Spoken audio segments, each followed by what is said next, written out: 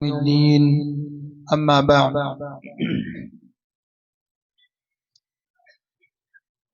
میرے محترم بزرگوں اور بھائیوں، نوجوان دوستوں،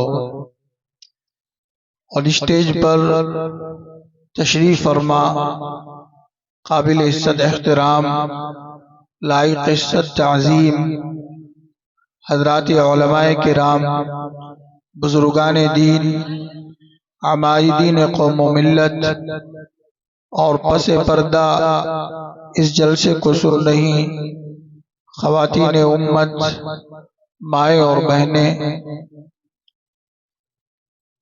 آپ حضرات بہت دیر سے اس جلسے کو سن رہے ہیں۔ اس جلسے میں شرکت کے لیے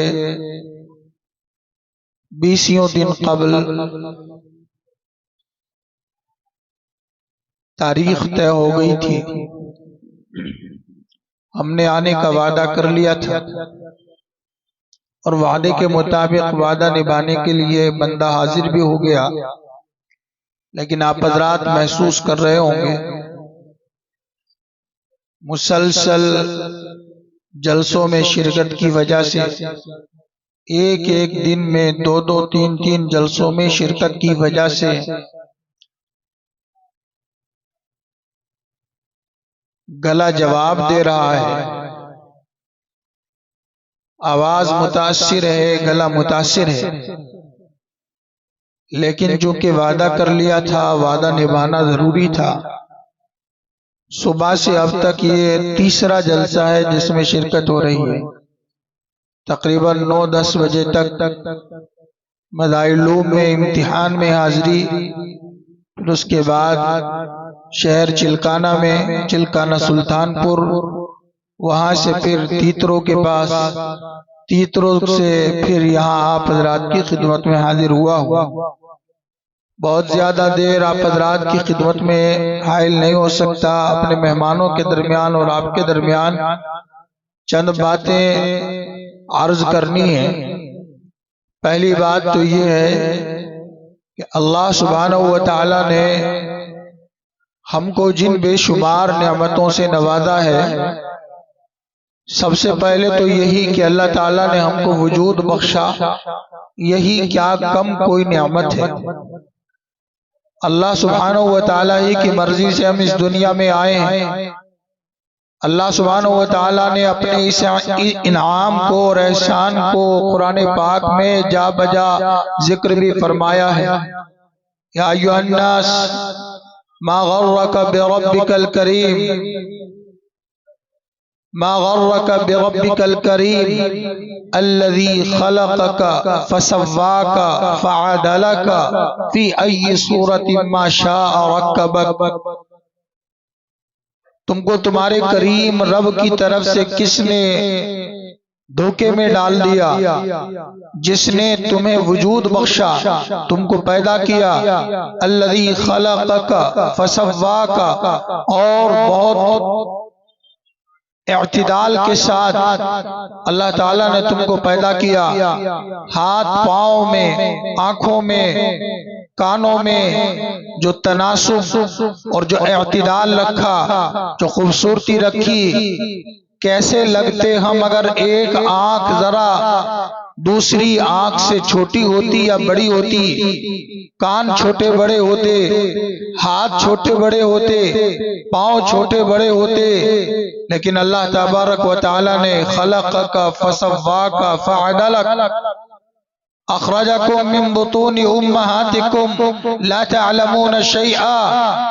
اللہ نے تم کو تمہاری ماؤں کے پیٹوں سے اس حال میں نکالا کہ تم کو کچھ بھی ہوش نہ تھا، تم کچھ بھی جانتے نہ تھے۔ اللہ تبارک و تعالی نے جعل لکم السمع والبصر والفؤاد، اللہ نے آنکھیں دی، کان دیے، دل دیا۔ هو الذی یصورکم فی الارحام کیف یشاء، وہ جو رحم مادر میں تمہاری شکلیں بناتا ہے، تمہاری تصویر بناتا ہے، کون ہے وہ؟ اللہ ہے۔ تو اللہ نے بے شمار نعمتیں عطا فرمائی، ان میں یہی کیا کم نعمت ہے کہ اللہ نے ہم کو وجود عطا کیا، پیدا کیا، اس دنیا میں بھیجا۔ ہم نے اللہ سے کوئی مطالبہ تھوڑے کیا تھا کہ ہم کو دنیا میں بھیج دے، اللہ نے اپنی مرضی سے ہمیں بھیجا ہے۔ تو یہی اللہ کا احسان، بہت بڑا احسان ہے۔ اور پھر اللہ تبارک و تعالیٰ نے اس دنیا میں بھیجنے کے بعد یہ بھی احسان کیا کہ ہم کو ایمان و اسلام کی نعمت سے نوازا۔ اللہ کا اس نعمت پر شکر ادا کرنا چاہیے۔ جناب نبی پاک صلی اللہ علیہ وسلم نے ہم کو یہ تعلیم دی کہ اللہ کا شکر ادا کرو اس بات پر کہ اس نے تم کو مسلمان بنایا۔ الحمدللہ الذی اطعمنا وسقانا وجعلنا من المسلمین۔ کھانا کھاؤ تو کھانا کھانے کے بعد جہاں ایک طرف اللہ کا شکر اس بات پر ادا کرو کہ اس نے تمہیں کھانا پینا دیا، دوسری طرف اس بات پر بھی شکریہ ادا کرو کہ وجعلنا من المسلمین، اس نے ہم کو مسلمان بنایا ہے۔ وہ چاہتا تو ہم کو انسان ہی نہ بناتا، کوئی جانور بنا دیتا، اس نے انسان بنایا اور انسان بنا کر مسلمان بنایا۔ کیا معلوم ہم کسی بت کو پوجتے ہوئے ہوتے، لیکن اللہ نے ہم کو اسلام اور مسلمانوں کے گھر میں پیدا کیا۔ یہی اللہ کی کتنی بڑی نعمت ہے، لیکن آج ہم کو اپنے ایمان کی، اپنے اسلام کی کوئی قدر نہیں، کوئی اس کا شکر ادا نہیں کرتے، کوئی احساس نہیں ہے، بلکہ آج بے حسی اور بے غیرتی کا عالم یہ ہے کہ ہمارے نوجوان، نئی جنریشن اور نئی نسل کے لڑکے اور لڑکیاں، بچے اور بچیاں، ان کو مذہب اسلام کے بارے میں جانکاری بھی کچھ نہیں ہے، اور ان کو مذہب اسلام سے اتنی محبت بھی نہیں ہے۔ غیروں کے ماحول میں غیروں سے متاثر ہو کر ایمان کا بھی سودا کر رہے ہیں، ایمان کو بھی چھوڑ رہے ہیں، غیروں کے ساتھ فرار ہو رہے ہیں۔ جناب نبی پاک صلی اللہ علیہ وسلم نے صحابہ کو نصیحت کی تھی کہ تم قتل ہو جانا، آگ میں جل جانا، لیکن اللہ کے ساتھ شرک نہ کرنا، ایمان اور اسلام کو نہ چھوڑنا۔ تو اللہ نے ہم کو ایمان کی اور اسلام کی نعمت عطا فرمائی۔ یہ الگ بات ہے کہ ہمیں جو ایمان حاصل ہے وہ محض شکل کا اور صورت کا ایمان حاصل ہے، حقیقت کا اور ریئلٹی کا اسلام اور ایمان ہم کو حاصل نہیں ہے۔ ایمان کی ایک حقیقت ہے اور ایمان کی ایک شکل ہے، اسلام کی ایک حقیقت ہے، اسلام کی ایک شکل ہے۔ ہمارے پاس ایمان اور اسلام تو ہے لیکن ریئل نہیں، اس میں جو ریئلٹی ہونی چاہیے تھی، جو حقیقت ہونی چاہیے تھی، وہ نہیں ہے۔ یہی وجہ ہے کہ ہمارے ایمان اور اسلام ہم کو اعمال پر کھڑا نہیں کرتا۔ ایک شیر جنگل میں ہوتا ہے اور ایک شیر فوٹو کے اوپر بنا ہوا ہوتا ہے، تصویر کے اوپر بنا ہوا ہوتا ہے۔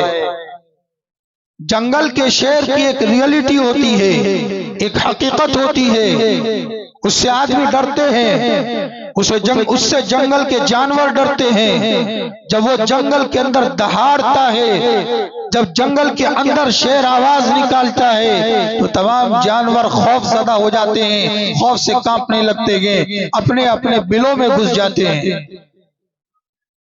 جنگل کا شیر اگر آبادی میں اتر آئے تو بگدڑ مچ جاتی ہے، انسانوں میں بگدڑ مچ جاتی ہے۔ حقیقت کا شیر ہے، اس کو اللہ نے طاقت دی ہے، قوت دی ہے۔ اس کے بالمقابل ایک شیر وہ ہے جو فوٹو کے اوپر اور تصویر کے اوپر بنا ہوا ہے۔ ظاہر ہے تصویر کے اوپر بنے ہوئے شیر کو صرف شکل حاصل ہے، شیر کی حقیقت حاصل نہیں ہے، اس لیے اس سے جانور کیا، انسان تو کیا، جانور بھی نہیں ڈرتے، ایک چھوٹا سا چوہا بھی اس سے نہیں ڈرتا، چوہا بھی اس تصویر کو کتر کتر کے کھا جاتا ہے اور ختم کر دیتا ہے۔ تو آج ہمارے پاس بھی ایمان اور اسلام کی شکلیں تو ہیں، لیکن حقیقت کے ساتھ ایمان اور اسلام ہمارے درمیان موجود نہیں ہے۔ جناب نبی پاک صلی اللہ علیہ وسلم نے جو ایمان اور اسلام پیش کیا وہ حدیث کی کتابوں میں اور قرآن پاک میں محفوظ ہے، اور ہماری زندگیوں کے اندر جو ایمان اور اسلام ہے وہ شکل اور صورت والا ایمان اور اسلام ہے۔ یا اللہ دعا کرتے ہیں کہ اللہ تعالی ہم کو ایمان اور اسلام کی حقیقت عطا کر دے، اس شکل و صورت کے اندر اللہ تعالی جان پیدا کر دے۔ رسم و رواج کا اسلام ہماری زندگیوں میں ہے، شعور والا، احساس والا، علم والا ایمان اور اسلام ہماری زندگیوں میں نہیں ہے۔ ہم اور آپ اگر جناب نبی پاک صلی اللہ علیہ وسلم اور قرآن پاک کے پیش کیے ہوئے ایمان اور اسلام پر اپنی زندگی کو پیش کریں، اپنی زندگی کا جائزہ لیں اور دیکھیں کیا واقعی ہماری زندگیوں کے اندر جو اسلام اور ایمان ہے وہ جناب نبی پاک صلی اللہ علیہ وسلم کا پیش کیا ہوا ایمان اور اسلام ہے، تو آپ کو نظر آئے گا کہ وہاں سونا ہے، یہاں پیتل ہے، یہاں شکل اور صورت ہے اور وہاں حقیقت ہے۔ ہمارے اور قرآن پاک کے ایمان اور اسلام میں سونے اور پیتل کا فرق نظر آئے گا۔ اسی لیے آج برادران وطن کے سامنے ہم نے اپنی بدعملی کی وجہ سے اچھے اور صحیح اسلام کو پیش نہیں کیا، امانت داری اور ایمانداری کے اسلام کو پیش نہیں کیا۔ خدا تجھے کسی طوفان سے آشنا کر دے، خدا تجھے کسی طوفان سے آشنا کر دے کہ تیرے باہر کی موجوں میں اضطراب نہیں۔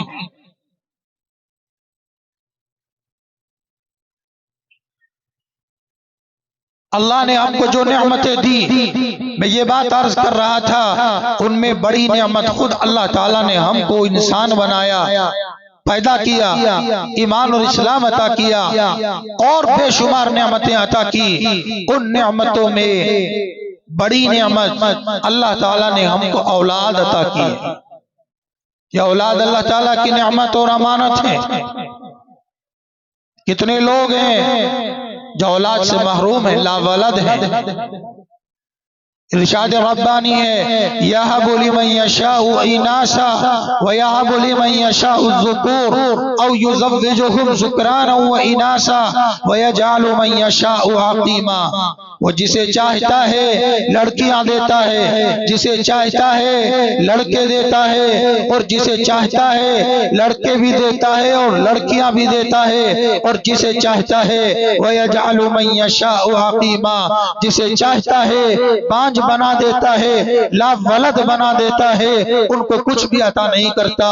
یہ اولاد اللہ کی بخشش ہے، اللہ کا عطیہ ہے، اللہ کی نعمت ہے، اللہ کی امانت ہے، اور اس امانت اور نعمت کی اگر ہم نے قدر نہ کی اور اس کا حق نہ پہچانا تو اس اولاد کے بارے میں اللہ تعالیٰ کو جواب دینا پڑے گا۔ لَتُسْأَلُنَّ يَوْمَئِذٍ عَنِ النَّعِيمِ، تمام نعمتوں کے بارے میں تم سے ضرور بھی ضرور بارگاہ الہی میں سوال کیا جائے گا۔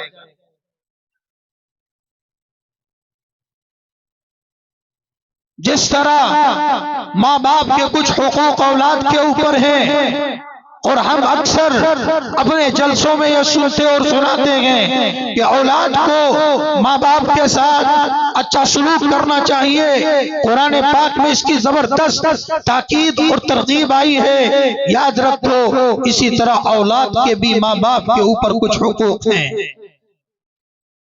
صرف اولاد کے حقوق، اولاد کے اوپر ماں باپ کے حقوق نہیں ہیں، ماں باپ کے اوپر بھی اولاد کے حقوق ہیں۔ مائیں اور بہنیں کان کھول کر سن لیں، آج جو بہن اور بیٹی ہے کل کو وہ ماں بھی بننے والی ہے۔ اللہ نے تم کو جو رتبہ دیا ہے، جو مرتبہ دیا ہے، وہ کسی نے کہا تھا کہ آج تک کوئی عورت نبی نہیں ہوئی، صرف مرد نبی ہوئے، عورتوں کو یہ عزت نہیں ملی ہوئی کہ وہ نبی ہوں۔ تو کسی اللہ والی نے جواب دیا تھا کہ ٹھیک ہے، آج تک کوئی عورت نبی نہیں ہوئی، لیکن عورتیں وہ ہیں جنہوں نے نبیوں کو جنا ہے۔ عورتیں نبیوں کو پیدا کرنے والی ہوتی ہیں، نبیوں کی ماں ہوتی ہیں۔ عورت کا مقام اور ماں کا مقام کچھ کم نہیں ہے۔ جناب نبی پاک صلی اللہ علیہ وسلم نے اولاد کے اوپر باپ سے 3 گنا زیادہ ماں کا حق رکھا ہے۔ بتائیے کس کا مقام زیادہ ہوا؟ 3 گنا زیادہ۔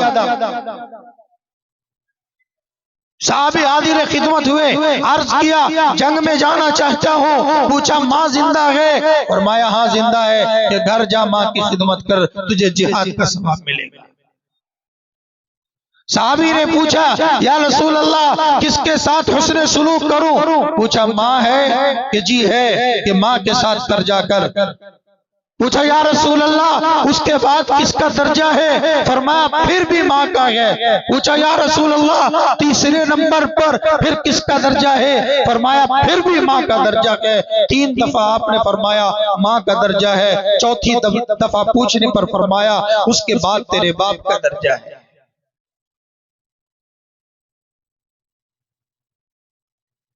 عورت کا حق اور کیا اس سے زیادہ ہوگا؟ ارشاد فرمایا الجنت تحت اقدام الامہات، ماؤں کے قدموں کے نیچے تمہاری جنت ہے۔ لیکن یاد رکھیں صرف اولاد پر ماں کا یہ حق نہیں ہے، بلکہ ماں پر اولاد کا حق باپ سے زیادہ ہے۔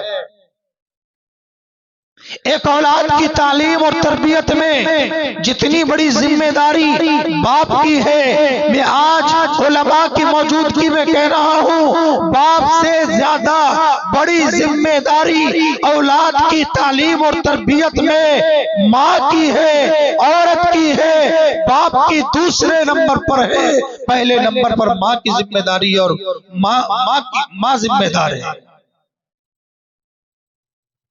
کیا فرمایا؟ سب سے پہلا مدرسہ، سب سے پہلی تعلیم گاہ، سب سے پہلی درس گاہ ماں کی گود ہے۔ بچے کی درس گاہ، دینی درس گاہ، تعلیم اور تربیت کا اسکول، تعلیم اور تربیت کا مدرسہ ماں کی گود ہے۔ اسی لیے کسی نے فرمایا کہ علم کی مدت کیا ہے؟ فرمایا ماں کی گود سے قبر کی گود تک علم کی مدت ہے۔ باپ کی گود نہیں فرمایا، کس کی گود فرمایا؟ ماں کی گود فرمایا۔ مائیں بہنیں سن لیں، اولاد کو بنانے میں، اولاد کو بگاڑنے میں باپ کا درجہ دوسرا ہے، ماں کا درجہ پہلا ہے۔ بچہ ابھی پیدا بھی نہیں ہوا، ابھی جنین کی شکل میں ہے، ابھی رحم مادر میں گئے، ابھی پیدا بھی نہیں ہوا۔ ماں باپ کی، باپ کی، ماں کی عادت، ماں کے طرز زندگی، ماں کے کھانے پینے کا، ماں کے رہنے سہنے کا، ماں کی دعاؤں کا، ماں کی تلاوت کا، ماں کی نمازوں کا، ماں کی تہجد کا، ماں کی نفلوں کا اثر ابھی بچے کے اوپر پیٹ میں ہی پڑنے لگتا ہے۔ جو کھاتی ہے اس کا اثر پڑتا ہے، جو پہنتی ہے اس کا اثر پڑتا ہے، جو بولتی ہے اس کا اثر پڑتا ہے، نمازوں کا اثر پڑتا ہے، تلاوت کا اثر پڑتا ہے، جو آنکھوں سے دیکھتی ہے اس کا بھی اثر پڑتا ہے۔ ہر وقت سیریل دیکھنے والی مائیں اور بہنیں کان کھول کر کے سن لیں کہ جو کچھ تم دیکھو گی وہی تمہاری زندگی اور دل میں آئے گا، اور پھر وہی اثر تمہاری اولاد پر پڑے گا۔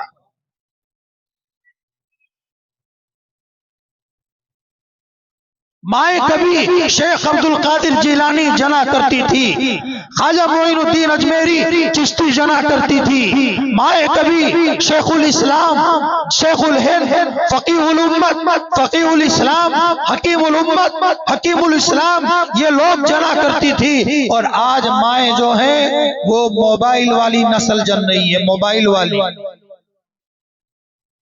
اس لیے کہ خود موبائل میں زندگی گزارتی ہیں تو اولاد بھی موبائل میں زندگی گزارتی ہے۔ خود فیشن کی دل دادا، خود بے حیا، خود بے غیرت، خود بے شرم، تو اولاد بھی بے حیا اور بے غیرت اور بے شرم ہوگی۔ آپ اپنے دل پر ہاتھ رکھ کر بچاؤ کہ اگر ماں پردہ نہیں کرے گی تو اس کی بچی اور اس کی جوان بیٹی کیسے پردہ کرے؟ آپ خود بچاؤ۔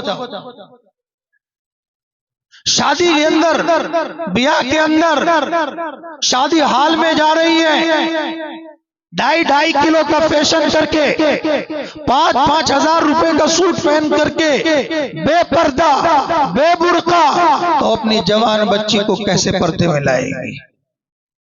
اپنی جوان بچی کو کیسے بچائے گی فیشن کی لعنت سے؟ اس لیے خاص طور سے میں اپنی ماں بہنوں سے کہنا چاہتا ہوں، اپنے گھروں کا ماحول درست کیجئے۔ گھر کا ماحول درست کرنے میں سب سے زیادہ بڑا کردار ماں اور بہنوں کا ہے۔ بچوں کی تربیت کرو، بچوں کو اسلامی آداب سکھاؤ، اسلامی اخلاق سکھاؤ، ان کو اسلامی قصے سناؤ، ان کے دلوں کے اندر بڑوں کے احترام کا بیج ڈالو، نماز کی محبت ڈالو، نماز کی تعلیم ان کو دو۔ جناب نبی پاک صلی اللہ علیہ وسلم نے فرمایا بچہ 7 سال کا ہو جائے تو نماز کی ترغیب دو۔ یہ اتنا بڑا مجمع یہاں سے وہاں تک بیٹھا ہوا ہے، مائیں اور بہنیں بیٹھی ہوئی ہے، میں صاف صاف لفظوں میں آپ سے پوچھنا چاہتا ہوں، آپ کے گھر میں کتنے بچے ہیں جن کی عمر 7 سال سے زیادہ ہے، 10 سال ہے، بہنیں ہیں، بیٹیاں ہیں، بتائیں آپ ان کو کتنا نماز کی تاکید کرتی ہیں؟ جواب دیجئے آج۔ جناب نبی پاک نے فرمایا 7 سال کا بچہ ہو نماز کا حکم کرو، اور 10 سال کا ہو جائے اور کہنا نہ مانے، نماز نہ پڑھے، تو اس کو پٹائی کرنے کی ضرورت پیش آئے تو پٹائی بھی کرو، 10 سال کے بعد کوئی رعایت نہ کرو۔ چاہتے ہیں کہ ہمارا گھر جنت کا نمونہ بن جائے، لیکن جنت والی تعلیمات اور نبی پاک صلی اللہ علیہ وسلم کی تعلیمات ہمارے گھروں میں نہیں ہیں۔ بچے کو پڑھانا، نماز کی ترغیب دینا اور اس کی تربیت کرنا ماں باپ کی ذمہ داری تھی، قرآن پڑھانا ماں باپ کی ذمہ داری تھی، لیکن اللہ جزائے خیر دے ان مولویوں کو، ان حافظیوں کو، ان قاریوں کو، ان مولاناؤں کو، انہوں نے مساجد کے اندر بیٹھ کر، مساجد کے ساتھ کمرے بنا کر، مدرسے بنا کر، مکاتب بنا کر آپ کے بچوں کو لیا، معمولی سی تنخواہ میں، معمولی سے مشاہرے میں، آپ تو پتہ نہیں وہ بھی دیتے ہو کہ نہیں دیتے ہو، 100 روپے میں، 200 روپے میں، 300 روپے مہینہ میں، 50 روپے کی جمعراتی میں آپ کے بچوں کو قرآن پاک پڑھا رہے ہیں، قرآن سکھا رہے ہیں، نماز سکھا رہے ہیں، غسل کے فرض سکھا رہے ہیں، وضو کے فرائض سکھا رہے ہیں، جنازے کا طریقہ سکھا رہے ہیں، اسلامی آداب سکھا رہے ہیں، جینے کے آداب سکھا رہے ہیں، سونے کی دعا، اٹھنے کی دعا، بیت الخلا کی دعا، مسجد میں جانے کی دعا، مسجد سے آنے کی دعا، دودھ پینے کی دعا، چائے پینے کی دعا، مسجد میں داخل ہونے کی دعا، گھر میں داخل ہونے کی دعا۔ جناب آپ کے بچوں کو یہ اسلام کے آداب سکھا رہے ہیں، یہ تو ان کا احسان ہے، یہ محسن ہیں آپ کے، یہ محسن امت ہیں، ذمہ داری آپ کی تھی، تعلیم و تربیت آپ کے کندھوں پر ڈالی گئی تھی، یہ انہوں نے اپنے کندھوں پر لے لی ہے ایک معمولی سے مشاہرے میں، معمولی سی تنخواہ میں۔ لیکن آج تو جس کے منہ میں جو آتا ہے مولویوں پر بک دیتا ہے، مسجد کے امام پر اعتراض کر دیتا ہے، جس کی کہیں نہیں چلتی وہ مسجد میں آ کر امام صاحب پر چلاتا ہے۔ بڑے میاں صاف صاف کہہ رہا ہوں، رکھیو غالب اس تلخ نوائی میں مجھے معاف کہ آج کچھ درد میرے دل میں سوا ہوتا ہے۔ گھر سے ریٹائر ہو گیا، مسجد میں آ کے وقت سے پہلے بیٹھ جاتا ہے اور امام صاحب پر اس طرح نظر رکھتا ہے جیسے گھر کے لوگ نئی نویلی دلہن پر نظر رکھتے ہیں۔ جتنی نگرانی تم امام کی کرتے ہو، مولوی کی کرتے ہو، اتنی نگرانی اپنے گھر کی کرو، اپنے اولاد کی کرو، اپنی اہل اولاد کی کرو۔ آج مسجدوں میں بھی ہم کو امام نہیں چاہیے، غلام چاہیے۔ غلام، امام نہیں چاہیے، کیا چاہیے؟ غلام۔ جو منہ میں آیا مدرسوں پر بول دیا، مولویوں پر بول دیا، علماء پر بول دیا۔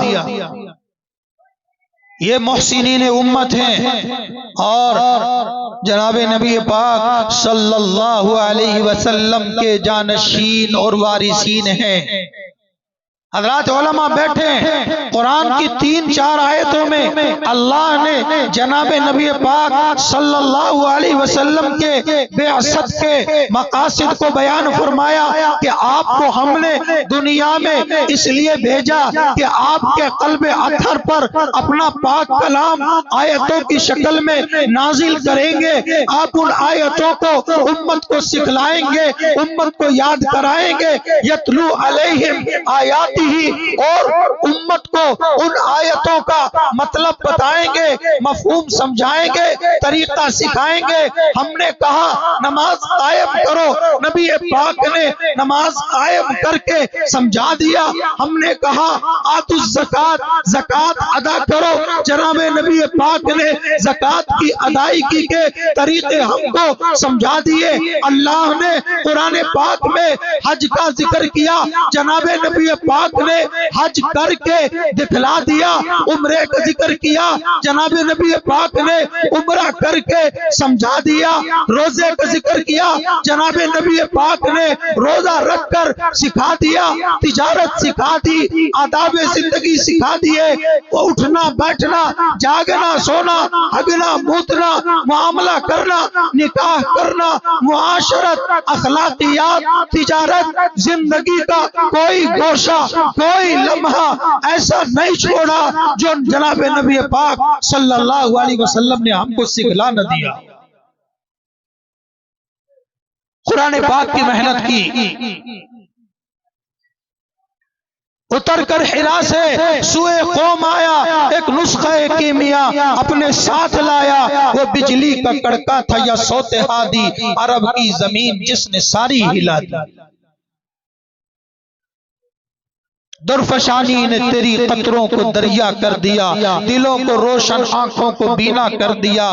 خود نہ تھے جو راہ پر اوروں کے ہادی بن گئے، کیا نظر تھی کہ مردوں کو مسیحا کر دیا۔ تو یہ جو حضرات مساجد میں نماز پڑھانے والے، بچے پڑھانے والے، مدرسوں کے اندر قرآن پاک پڑھانے والے ہیں، یہ وہی کام کر رہے ہیں جو کام جناب نبی پاک صلی اللہ علیہ وسلم نے کیا تھا۔ مدرسوں سے، خانقاہوں سے، مراکز سے، مدارس سے، مساجد سے اسی کام کی نشر و اشاعت ہو رہی ہے۔ اللہ تعالیٰ ان مدارس کو زندہ رکھے۔ یہ مدارس ہمارے لیے خدا پاک کی بہت بڑی نعمت ہے، اللہ کا تحفہ ہے۔ یہ اسلام کے پاور ہاؤس ہیں، یہاں اسلام کی بجلی سپلائی ہوتی ہے، یہاں سے اسلامی تعلیمات سپلائی ہوتی ہیں۔ ان مدرسوں کو، مدرسوں میں پڑھانے والوں کو جیسے کیسے ہیں جناب نبی پاک صلی اللہ علیہ وسلم کے وارث ہیں۔ ایک ڈاکٹر کا بیٹا اگر معذور ہے، ہاتھ سے معذور ہے، آنکھ سے معذور ہے، ٹانگ سے معذور ہے، لیکن ہے وہ ڈاکٹر کا بیٹا، تو بتاؤ مرنے کے بعد وارث کون ہوگا؟ وہ ہوگا یا پڑوس کا کوئی صحیح تندرست بچہ پکڑ کے لا کے اس کو ڈاکٹر کا وارث بنا دیں گے؟ بتاؤ بھائی کون ہوگا؟ وہی معذور ہوگا نا، ناقص صحیح وہی معذور ناقص بچہ ڈاکٹر کا وارث ہوگا۔ ایسا نہیں کوئی کہے گا کہ صاحب یہ تو معذور ہے، کسی تندرست بچے کو ڈاکٹر کا وارث بنا دو۔ نہیں، ایسا نہیں ہو سکتا۔ ہمارے اندر لاکھ کمیاں صحیح، ہم دودھ کے دھلے نہیں، ہم فرشتے نہیں، ہم بے عیب نہیں، ہمارے اندر لاکھ کمیاں صحیح، لیکن اللہ کا قرآن لے کر کے بیٹھے ہیں، جناب نبی پاک صلی اللہ علیہ وسلم کی حدیثیں لے کر کے بیٹھے ہیں، آپ کے بچوں کو پڑھا رہے ہیں، تو جناب والا یہی لوگ جناب نبی پاک صلی اللہ علیہ وسلم کے وارث ہیں۔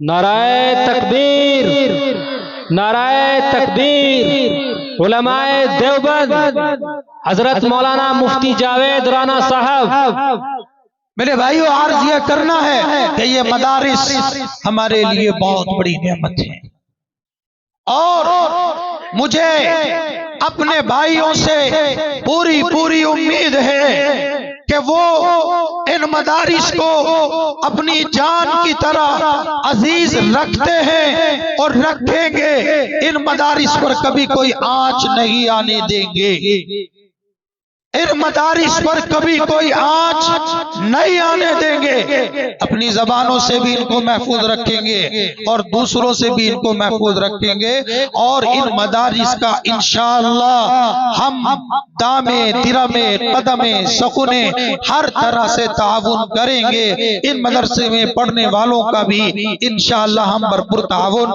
کریں گے۔ ہاتھ اٹھا کر بتاؤ انشاءاللہ کریں گے کہ نہیں کریں گے؟ مائیں بہنیں سن لیں، آج سے اپنے گھروں میں دین کا ماحول بناؤ، اپنے گھروں میں دین کا ماحول بناؤ، بچیوں کو نماز کی ترغیب دو، پٹائی کرنی پڑے ہلکی پھلکی پٹائی بھی کرو، ان سے ناراض ہو جاؤ، باپ کو چاہیے کہ گھر میں جا کر کہے کہ اگر بچی نے نماز نہیں پڑھی تو میں کھانا نہیں کھاؤں گا، میں کھانا نہیں کھاؤں گا، اگر بچوں نے نماز نہیں پڑھی تو میں کھانا نہیں کھاؤں گا، بھوکا یہاں سے نکل جاؤں گا، کام پر چلا جاؤں گا، لیکن کھانا نہیں کھاؤں گا، بھوک ہڑتال کر دوں گا میں۔ ارے کچھ تو ناراضگی جتاؤ، کچھ تو اپنے بچوں کو تربیت دو، کچھ تو ان کو سکھلاؤ، کون یہی بچیاں کل کو ماں بننے والی ہیں اور اپنی آنچل کی چھاؤں میں، اپنے دوپٹے کے سائے میں ایک نئی نسل کو پروان چڑھائیں گی، ایک نئی نسل پیدا کرے گی۔ اگر یہ بچیاں دیندار ہوں گی اور ان بچیوں کو حیا ہوگی، شرم ہوگی، غیرت ہوگی، نبی کی محبت ہوگی، قرآن کی محبت ہوگی، دین کی محبت ہوگی، تو ان کی آنچل کے سائے میں پلنے والی اولاد بھی اللہ کی ذات سے امید ہے انشاءاللہ دیندار بنے گی۔ کیا پوچھتے ہو ماؤں کا؟ کیا پوچھتے ہو؟ خواجہ معین الدین اجمیری چشتی جس گاؤں سے گزر جاتے تھے اس گاؤں کے سارے لوگ کلمہ پڑھ لیتے تھے۔ تاریخ میں لکھا ہے 90 لاکھ لوگوں نے ان کے ہاتھ پر توبہ کی اور اسلام قبول کیا۔ ان کی ماں کا یہ عالم تھا، اپنے بچے کو دودھ جو پلاتی تھی تو وضو کر کے اور 2 رکعت نماز پڑھ کے دودھ پلاتی تھی۔ امام بخاری کی والدہ آج روئے زمین پر اللہ کے قرآن کے بعد سب سے بڑی عزت کی کتاب بخاری شریف ہے، قرآن کے بعد اس کا دوسرا نمبر ہے، اصح الکتاب بعد کتاب اللہ البخاری۔ یہ بچپن میں نابینا ہو گئے تھے، ان کی والدہ بڑی نیک اور پارسا تھی، پرہیزگار تھی، اللہ سے دعائیں کی اور رو رو کر دعائیں کی اور کہا اے اللہ میرے بچے کی آنکھوں میں روشنی واپس کر دے۔ اللہ نے ماں کی دعا قبول کر لی اور بچے کی آنکھوں میں روشنی واپس آ گئی۔ اولاد کے حق میں ماں کی دعا اور باپ کی دعا کا یہ درجہ ہے۔ کتنے واقعات آپ کو سناؤں، وقت بھی اجازت نہیں دیتا اور خود میری طبیعت بھی اجازت نہیں دے رہی ہے۔ موقع مل گیا، میں ہم داخل ہوئے، اچھی خاصی تعداد میں ماشاءاللہ ہماری مائیں اور بہنیں آئی ہوئی ہیں، سننے سنانے کا موقع ان کو بہت کم نصیب ہوتا ہے، اس لیے میں نے ان کو زیادہ مخاطب کیا ہے کہ گھر کا ماحول ماں اور بہنوں کے اوپر موقوف ہے، اسی لیے کہتے ہیں ایک مرد کا دین، ایک فرد کا دین، ایک عورت کا دین، ایک پورے خاندان کا دین ہے، ایک پورے گھرانے کا دین ہے۔ عورت بگڑتی ہے گھر بگڑتا ہے، گھر اجڑتا ہے، اور عورت بنتی اور سنورتی ہے تو گھر بنتا ہے اور گھر سنورتا ہے۔ اللہ تعالی ہمیں عمل کی توفیق نصیب فرمائے۔ وآخر دعوانا الحمدللہ رب العالمین۔